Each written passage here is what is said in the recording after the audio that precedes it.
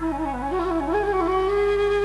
love stories of Lord Krishna and the gopis, the beautiful girls intoxicated by the music of his flute, contain the theme around which revolves the majority of the fine arts of classical India.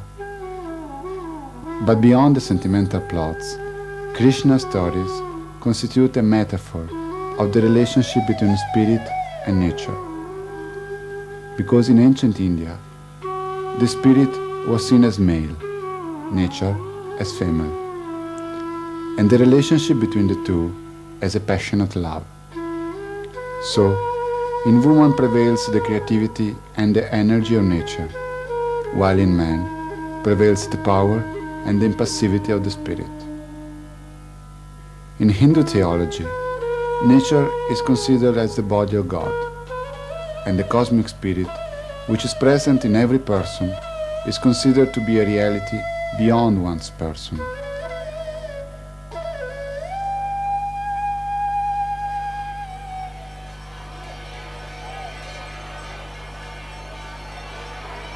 For the Hindus, God is the one in whom the individual soul of the human and the cosmic soul of the universe merge into a single nature. So, according to Indian theology, devotion for the Lord Krishna is but an expression of the desire of an individual being to reintegrate his soul in the unity of God.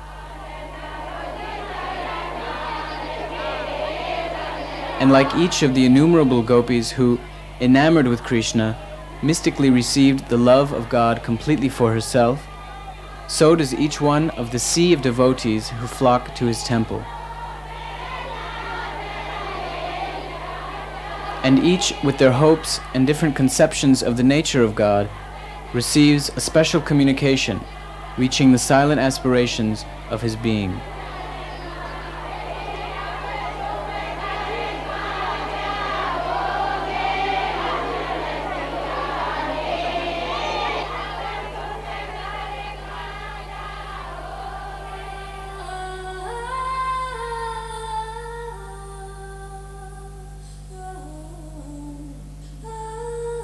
A peculiarity of Hinduism among the religions alive today is the recognition of the divinity of nature.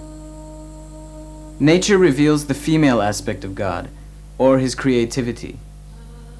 And each aspect of nature is in fact seen as a manifestation of the infinite quality of the divine.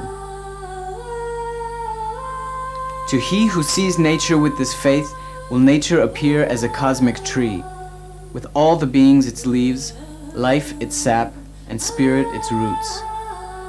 And in a religious perspective, our individual minds would be nothing but a separation from this unity, a pilgrimage around the sacred tree until we re-enter into our true nature.